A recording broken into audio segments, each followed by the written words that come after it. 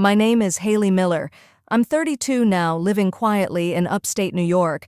I thought maybe, just maybe, they'd treat me like family on my birthday. But nothing had changed. I was still the invisible one. Kayla tossed her drink on my outfit while everyone laughed and kept eating cake. I didn't say a word, but what happened the next day no one saw coming. I hadn't expected much for my birthday that year. Not gifts, not a party, just maybe a simple dinner, some polite smiles, and perhaps for once an evening without feeling invisible. But as I walked into my parents' living room and saw the cake already cut, plates half empty, and Kayla snapping selfies with the balloons in the background, it hit me they had started without me. I smiled out of habit more than joy and stepped further in. My mother glanced up from the couch, a fork halfway to her mouth, and said flatly, "You're late, Haley. No happy birthday, no hug. Just that." Kayla didn't even look up. Vanessa, my sister, sat cross-legged by the fireplace, sipping her mimosa. She smirked like she'd been waiting for a cue. "We figured you'd understand," she said.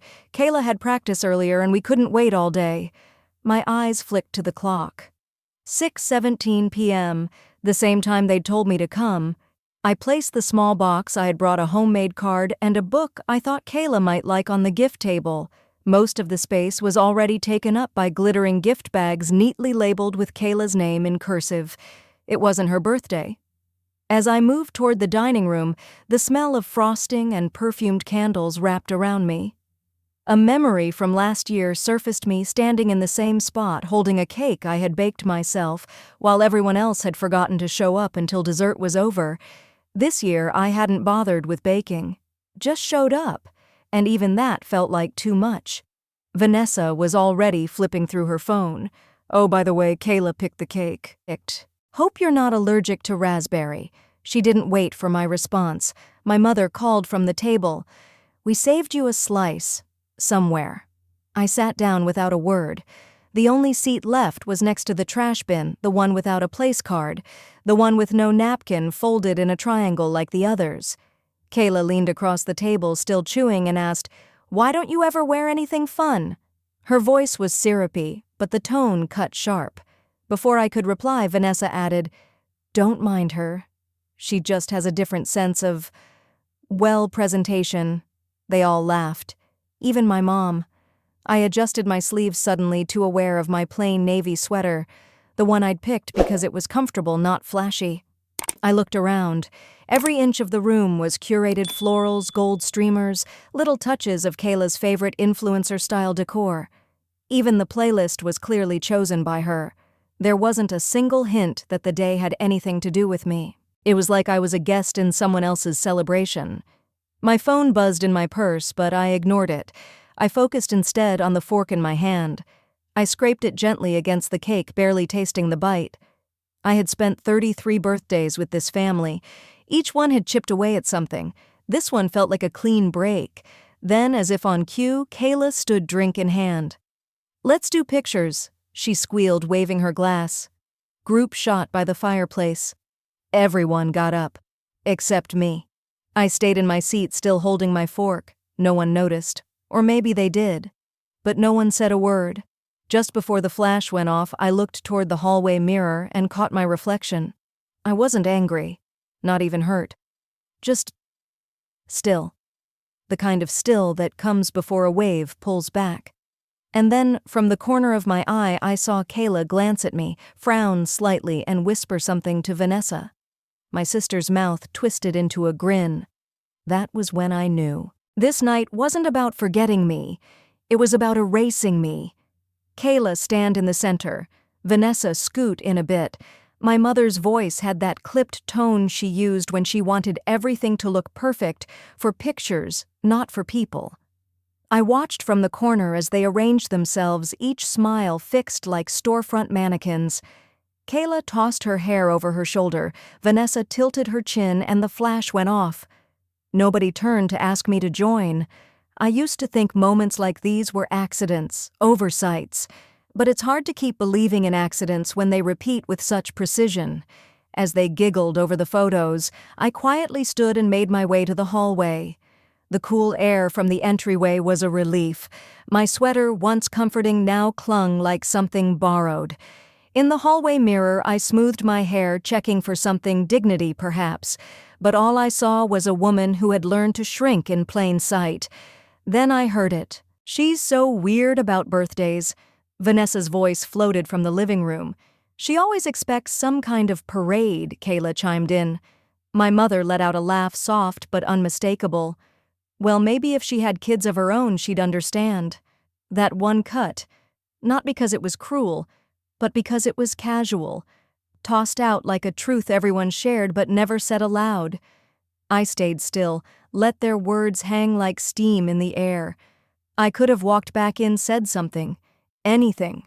But I didn't. I just waited, counted to 10. Then walked to the kitchen. There, I refilled my glass of water and stood by the sink listening to the muffled sounds of laughter and photo filters. The back door creaked and Vanessa stepped in behind me, phone still in hand. "Oh," she said, pretending to be surprised. "Didn't know you were here." I gave her a small smile. "I live here too, for tonight." She chuckled, swiping on her phone. "You know Kayla's really coming into her own. She's going to be class president next semester." "That's great," I said, voice even. "She has presence, you know. People notice her." Vanessa paused, then added, "Not like when we were kids." There it was. The old hierarchy repackaged and offered again. "I guess some of us bloom later," I replied, taking a sip of water. Vanessa studied me for a second, as if trying to decode whether I meant that as a joke or not. Then she smirked. "Well, better late than never." She left the room, and with her went the air. I leaned against the counter, my fingers tightening around the glass, until the condensation slipped down my wrist. Later that evening, after the photos and cake and laughter faded into tired goodbyes, I helped gather the dishes. No one asked me to, but it's what I'd always done. As I was drying a plate, I noticed Kayla's phone on the counter, left unattended. Its screen lit up with a flurry of notifications, mostly social media. But one stood out. A banking app alert. 238 at some online clothing store. Just approved. I blinked. The card it was charged to mine. Weeks ago, I'd helped Kayla buy something for a school trip using my card since theirs wasn't working. I'd forgotten to remove it from her profile. I froze, not out of shock but clarity. Just then Kayla strolled in humming. She noticed my expression and followed my gaze. Her face didn't change. "Oh, that I thought you said it was fine." "No," I said calmly. "I said I'd help with one thing. Once." Kayla shrugged. "It's not like it's a big deal. Mom said you don't really use your money anyway." I stared at her, 15 years old and already so fluent in entitlement. Vanessa stepped in just as Kayla said it. She didn't even look surprised. If anything, she looked amused. I placed the towel down, folded neatly.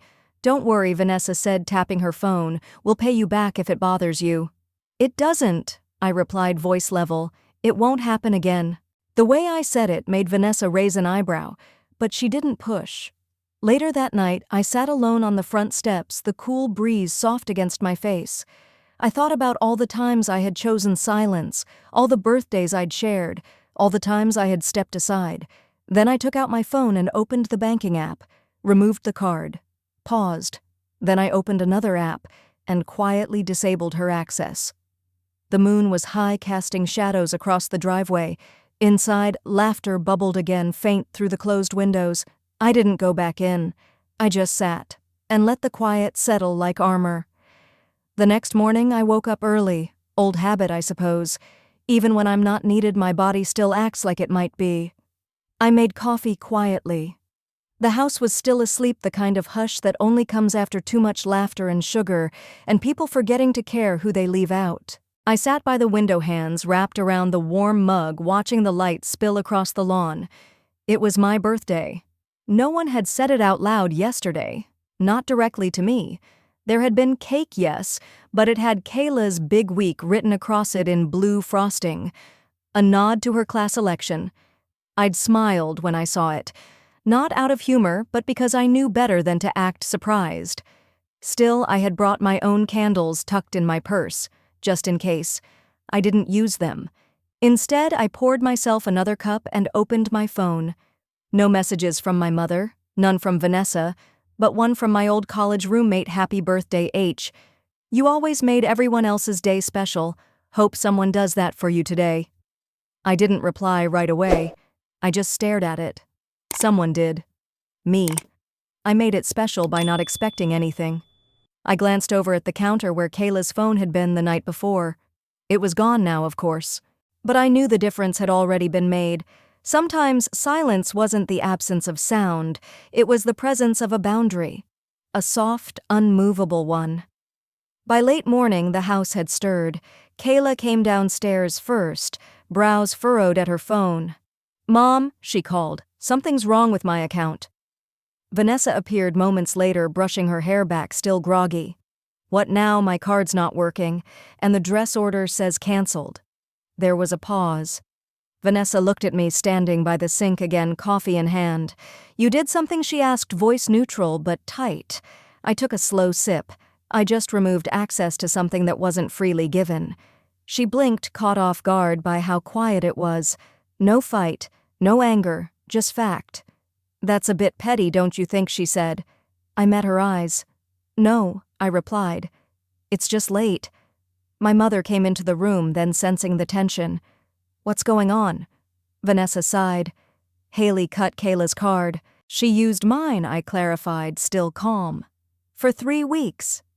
My mother's mouth opened, then closed. "It's not that serious," she mumbled. I nodded. "Exactly."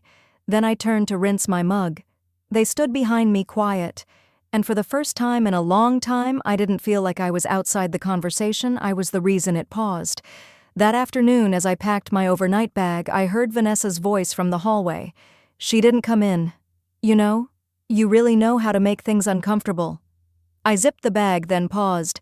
"I'm not here to make it comfortable." She didn't reply. At the front door, my mother offered a half smile.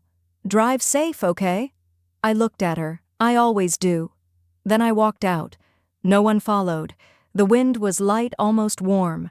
I placed my bag in the trunk, slid into the driver's seat, and sat for a moment, hands on the wheel. No drama, no final argument, no slamming doors. Just a quiet exit. As I pulled out of the driveway, I glanced at the house in the mirror. Still standing. Still theirs. But for the first time, the weight of it didn't follow me down the road. And in my purse, tucked neatly between receipts and old lip balm, the birthday candles remained unopened. Maybe next year. 3 weeks passed. I didn't hear from anyone. Not a text. Not a call. Nothing. I'd gotten used to the quiet, though. It had a way of softening over time, becoming background noise instead of a wound. Still, when the envelope came in the mail, thick, formal, and addressed in bold black print, I knew it wasn't going to be quiet much longer. Inside was an invitation, gold-trimmed, heavy stock, the kind Vanessa would have insisted on. "You are cordially invited to the Sweet 16 celebration of Kayla Rose Carter." I stared at it.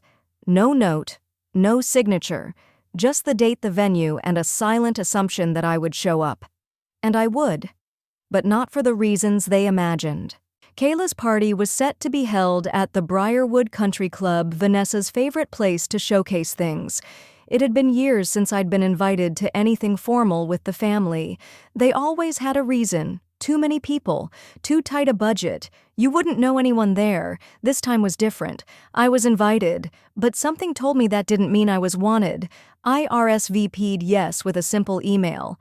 That day I stopped by a small boutique in town. The clerk offered her help and I let her. I didn't tell her where I was going. She didn't ask. But when I stepped into that silver-gray dress, quietly elegant, nothing loud, I saw myself clearly. Not invisible. Just untied. On the evening of the party, the parking lot was already crowded. Luxury cars lined up like a show. I pulled into a spot at the far end and cut the engine. Inside, music floated through the open French doors. Balloons, waiters in black vests, white lights wound around banisters like promises. And there they were, Vanessa in a champagne gown greeting guests with her glass raised. My mother at her side, hands clasped neatly in front of her like she'd trained for this. Kayla stood near the cake phone in hand, tapping away. No one saw me walk in at first. I signed the guest book, then moved quietly to the edge of the room. "Haley." I turned. A woman I vaguely remembered from Vanessa's circle brows lifted in polite surprise. "It's been forever. I didn't know you were back in town." I smiled. "Just for the evening." She nodded, glanced over at Vanessa, then leaned in. "You look different." "Good different." I thanked her. She walked away. That word clung to me, different. It wasn't meant as a compliment, not fully. It was a reminder, a gentle shove. The slideshow started not long after. Photos of Kayla growing up, from baby teeth to braces to soft-filtered selfies with pastel captions. Music swelled as the screen showed family vacations, birthdays, school plays. Vanessa narrated parts, voice smooth as silk, and of course her aunt has always been a part of her life. A photo flicked up Kayla in a graduation gown, but I wasn't in that photo, nor the next, nor the one after. When my name came up, it was only in passing. Haley sent flowers that year from Chicago. The room clapped politely. I didn't move, because I realized then that they hadn't invited me to be included, they'd invited me to be observed, to prove I wasn't missing anything. A server passed by with drinks. I took one, not to toast, just to feel something in my hand. When Kayla came up to give her speech, she adjusted the mic like she was on stage. "I want to thank my mom for always being there," she began. "And Grandma, who's basically my second mom." The guests smiled. My mother dabbed at her eyes. Kayla continued, "Family is everything to me, and I've been so lucky to grow up around women who show me what strength looks like." She didn't glance at me once. That was her strength, I suppose, performing. The applause that followed was loud, the kind that covers discomfort. I set my glass down. Vanessa approached during dinner. She sat beside me uninvited. "You came," she said. "I did." She tilted her head, studying me. "You look polished." I offered nothing. She smirked. Still holding a grudge, I blinked slowly. "No." She waited, expecting more. When none came, she leaned in, lowering her voice. "You know Kayla's been under a lot of pressure lately. I'd appreciate it if tonight stayed drama-free." "I didn't plan any," I said. "But you are here," she countered. I tilted my head, mirroring her. "So are you." We stared at each other for a moment too long. She stood. "Don't make this about you, Haley. I never had the chance." She left then, heels sharp against the floor. I picked up my fork, not to eat, just to keep my hands still. Across the room, my mother avoided my gaze. Not obviously, but in that careful, practiced way. It was then I knew I was here as decoration, quiet presence, a reminder that I still existed, but not enough to matter. Still I stayed, because silence has its own kind of volume, and the night wasn't over yet. Dinner moved along slowly, like a ceremony that no one could leave early from. Forks clinked, glasses were raised, and polite laughter filled the room like air freshener, sweet but artificial. I sat through it all, barely touching my plate. Across the table, Vanessa and Mom chatted with a woman from the club board. They laughed at something I couldn't hear, and when their eyes passed over me, it was like glancing at a vase, present, silent, neutral. Then came the speeches. A few family friends stood up to say kind words. Her math teacher talked about Kayla's leadership skills. A girl from her dance team read a poem. I listened. I smiled at the right times.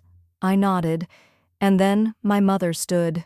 Her voice was soft but clear, the kind she used in church or when someone important was listening. "Kayla has always been a light in our family," she began. "Ever since she was born, she's brought people together." She paused, scanning the room. Her eyes landed on me but moved quickly past. "She reminds me of Vanessa when she was younger," she continued, "so full of life and always thinking of others." There it was again. The loop. Vanessa, Kayla, applause. "Raising strong women runs in our blood," she said, looking at Vanessa with a proud smile. "And I'm honored to have passed that legacy down to my daughter and granddaughter. There was no space for me in that legacy." I stayed still, but something in me pulled tighter, not pain exactly, more like a thread that knew it was done being tugged. When she sat, people clapped. I didn't. Kayla stood up next and held the mic again. "Before the cake, I just want to say, I feel really lucky. Not everyone gets to grow up with this kind of support. My mom and my grandma, they taught me everything. The crowd awed. She went on. And I know not everyone has that, but I do. So thank you, both of you. She looked at them. Not me. I wasn't angry. I was awake. It wasn't just that I had been left out. It was that they had learned to function without acknowledging I ever mattered, and they were comfortable there. The cake was rolled out next 2 tiers, pale pink gold foil trim, a sugar rose on top. Everyone gathered close to take photos, phones up, smiles wide. I stayed seated. A woman I didn't recognize came over. She looked a little hesitant. "You're Haley, right?" "Yes. I used to work with your dad. I'm so sorry for your loss." I nodded. "Thank you." She looked toward the group around the cake. "He used to talk about you. A lot. Always said you were the quiet one but the strong one." I blinked. "He said that." She nodded. It was clear he was proud. "Don't let anyone else rewrite that." She gave my hand a light touch and walked away. I watched her blend into the crowd. My father had been gone for almost 2 years. At the funeral, I'd barely spoken. Vanessa and Mom had taken charge, and afterward they'd handled his belongings before I had even been called. But now this woman, this stranger, was the first person in that room to say my name with warmth. When the cake was cut, Vanessa motioned toward me and said something to Kayla. Kayla walked over holding a plate. "Hey," she said flatly, offering the slice. I took it. She didn't sit down. "Nice dress," she added. Kinda understated. I looked at her. "Thank you." She shrugged, clearly unsure how to read that. "Did you want to say something tonight?" she asked. "Like a speech or whatever?" "No." "Oh." A pause. "Okay, cool." She turned to walk away, then stopped. "I guess I just thought maybe you'd want to say like, I don't know, something." "To you?" I asked. She turned back.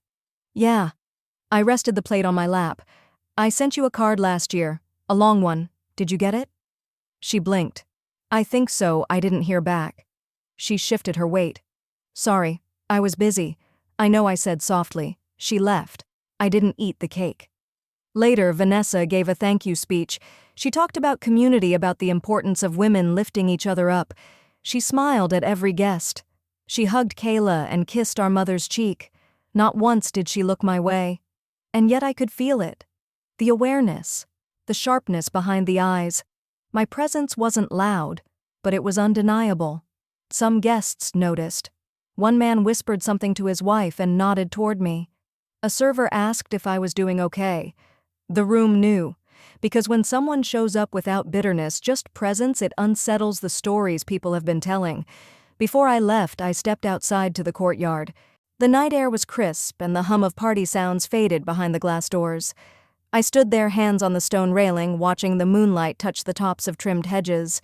That was when I saw my mother walk out. She didn't notice me at first. She was on her phone, speaking low. Her voice carried just enough.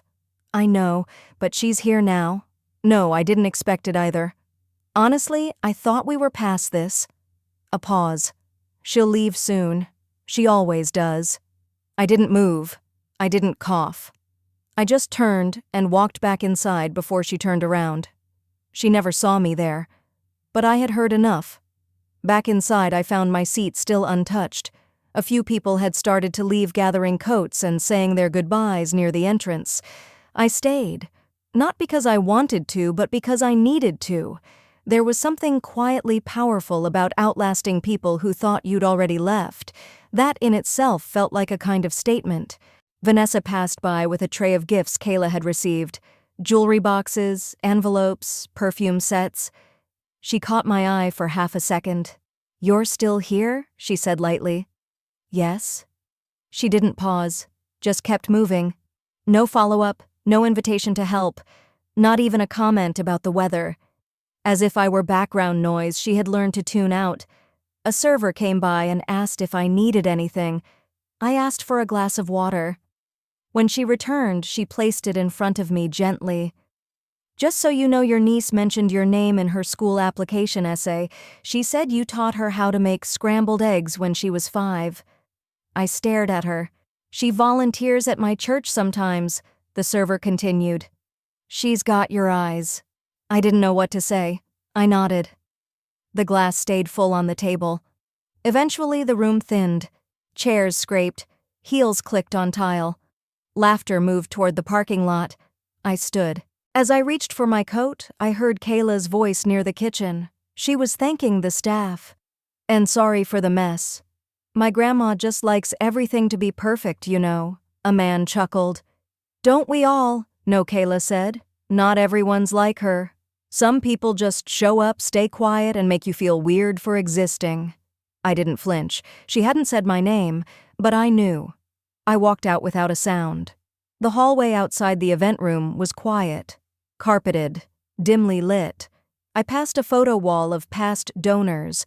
My father's name was there, engraved in a bronze plaque from years ago, Miller Family Foundation. Underneath smaller print, in honor of community and continuity. I touched the plaque lightly, cold metal, sharp edges. When I turned around, my mother was there. Not startled, just waiting. You heard her, didn't you? She said softly. I heard enough. She sighed. Haley, I just don't want tonight to turn into something bigger than it needs to be. Into what? Into another one of your statements. I didn't reply. You came. That was unexpected, but it was generous. That word hung there. Generous. As if my attendance had been a favor, as if my silence had been a performance. I came because I wanted to see her, I said. That's all. And you did. There was a pause. She's growing, she added. And it's a sensitive time. I nodded. That's why I stayed quiet. My mother looked at me, finally really looked. Her face was calm, but there was something tightening in her jaw. You're not invisible, Haley. No, I said. I'm just inconvenient. That landed. And for once she didn't correct me. She just looked away toward the entrance where Vanessa stood waving goodbye to guests. Kayla stood beside her phone in hand, already scrolling through pictures from the night. They don't hate you, she said after a moment. They don't have to, I replied. They've rewritten the script. I'm not part of it anymore. Another pause. My mom folded her arms, not defensive, just cold. Are you staying long, no? She gave a tight nod. Safe drive. I didn't hug her. I walked out. Outside, the parking lot was nearly empty. My car sat alone under a flickering light. The air smelled like damp leaves and exhaust. As I reached for the door, I heard footsteps behind me. It was Kayla. She stopped a few feet away. I didn't mean what I said, she blurted. I looked at her. Back there. About people making things weird. I mean, I kinda did, but not the way it sounded. I waited. You confuse me. That's okay? I said. She looked down. I used to think you were cool, like when I was little. I gave her a half smile. You were little. She laughed a little. Yeah. Then, after a beat, why don't you talk more, because talking doesn't always change anything? She nodded slowly. But sometimes it helps. Sometimes, I said. Other times listening helps more. She didn't respond. I'll send you a book, I added. One I think you'll like. She looked up. You still have my address? I never lost it. She smiled. I'll read it, she said. I nodded. I know. She turned and walked back toward the building. I got into my car.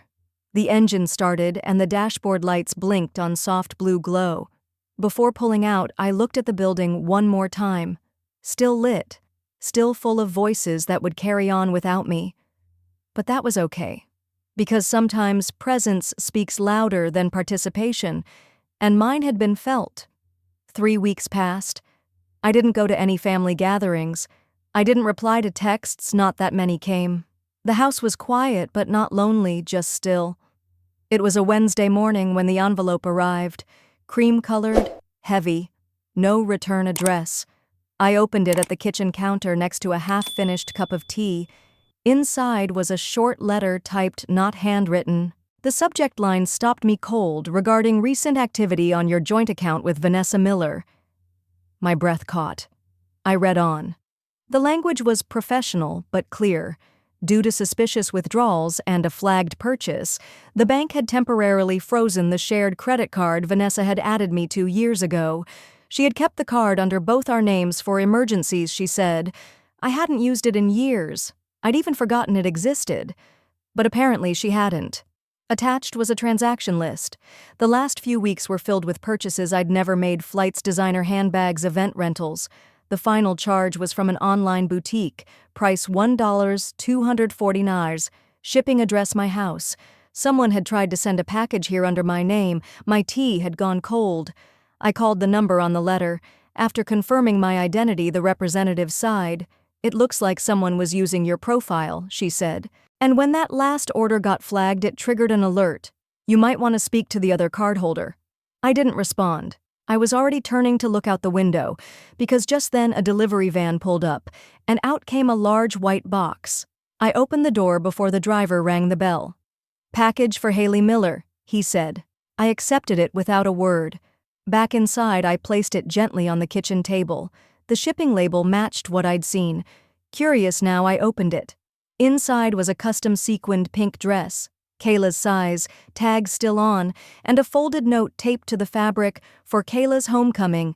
Aunt Haley paid." I stared at it. Then I folded the dress back into the box. I didn't rage. I didn't cry. Instead, I sat down with my laptop. That afternoon, I met with a lawyer. Her name was Parker, calm, older, sharp eyes. She let me speak first, then nodded slowly. "You were listed on that card. That gives you the right to formally revoke your name and file a claim if you want." "I don't want drama," I said. "You won't need to make any. You've already done the hardest part." "What's that?" "Deciding to stop being the silent party that always pays." I smiled. "I just want it removed." Quietly.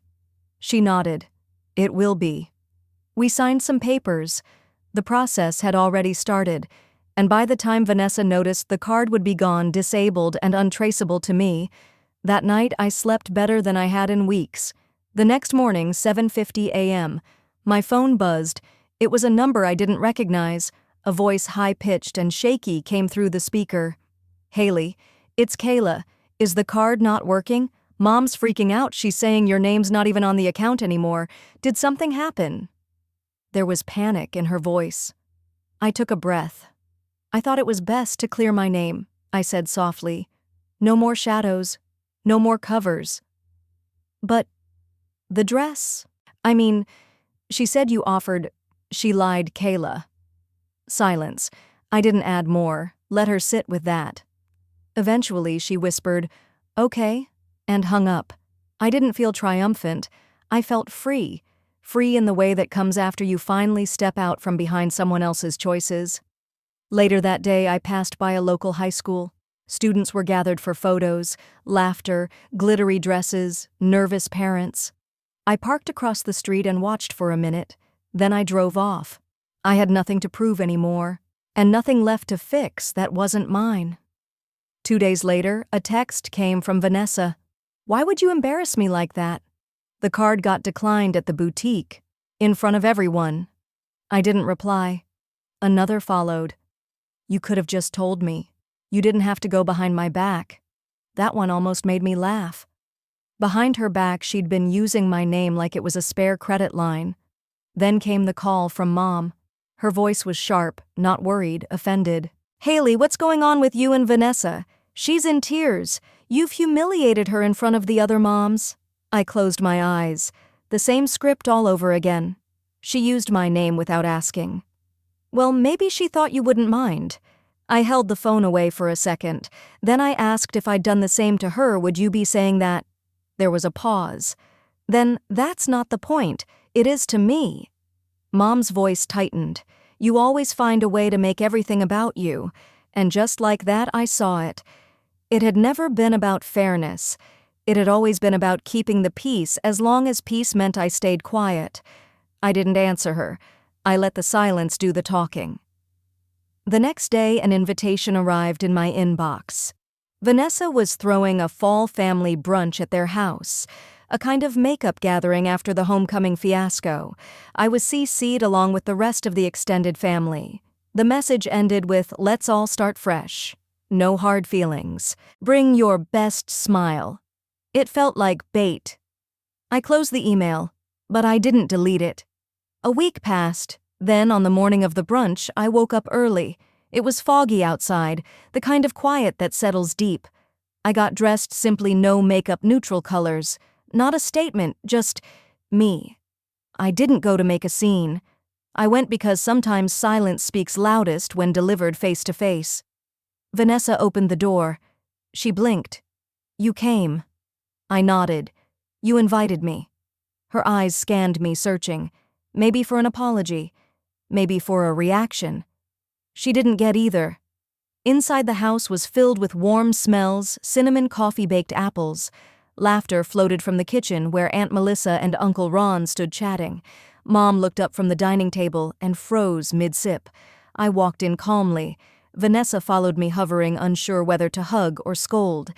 Everyone's just through here, she said lightly. We're so glad you made it.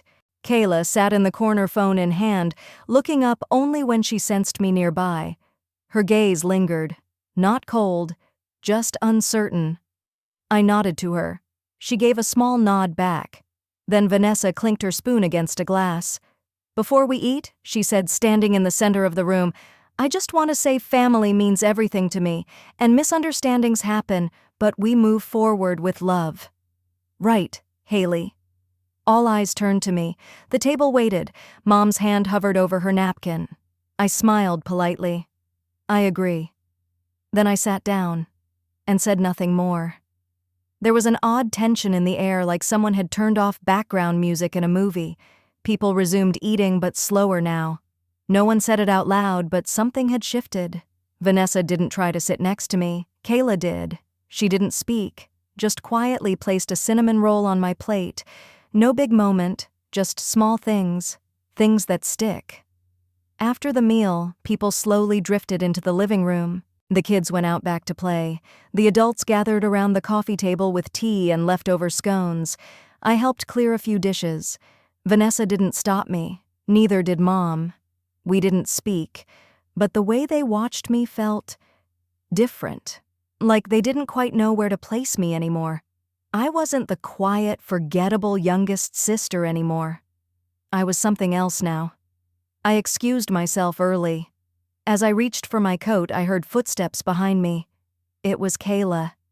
Hey, she said softly, tucking her phone into her back pocket. I turned, waiting. She looked unsure for a second, then stepped forward and hugged me. No words, just a quiet squeeze. Then she pulled back and said, I saw what you did. At homecoming. Her voice didn't carry. She didn't want others to hear. You didn't yell. You didn't fight. You just stopped it. That was cool. I didn't know what to say. So I placed a hand on her shoulder. Thanks. She gave a shy smile, then disappeared down the hallway. I opened the front door. The sky had cleared. The fog was gone. As I stepped outside, I heard Vanessa's voice behind me. Haley. I turned.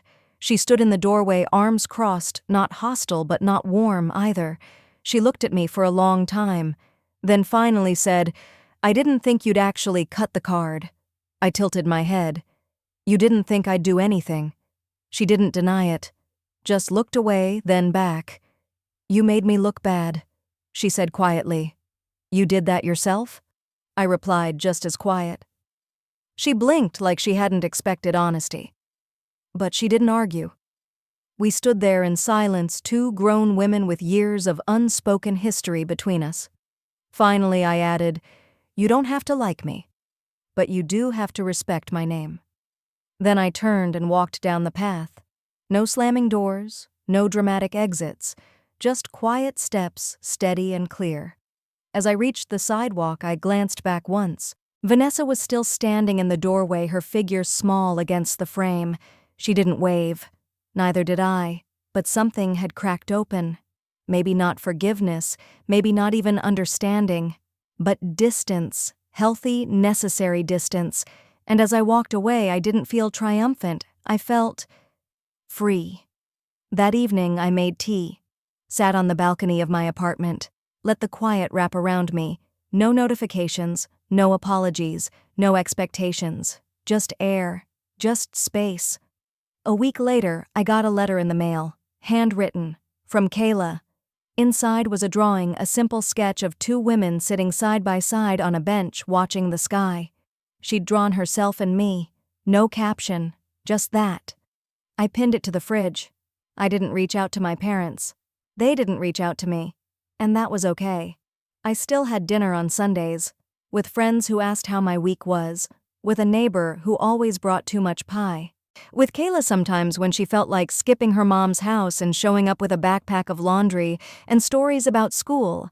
There was no big speech, no movie ending, but there was peace. And sometimes that's louder than any applause. Some stories don't end with slamming doors or loud apologies. Some just shift quietly, permanently. And when they do, the silence that follows isn't empty, it's earned.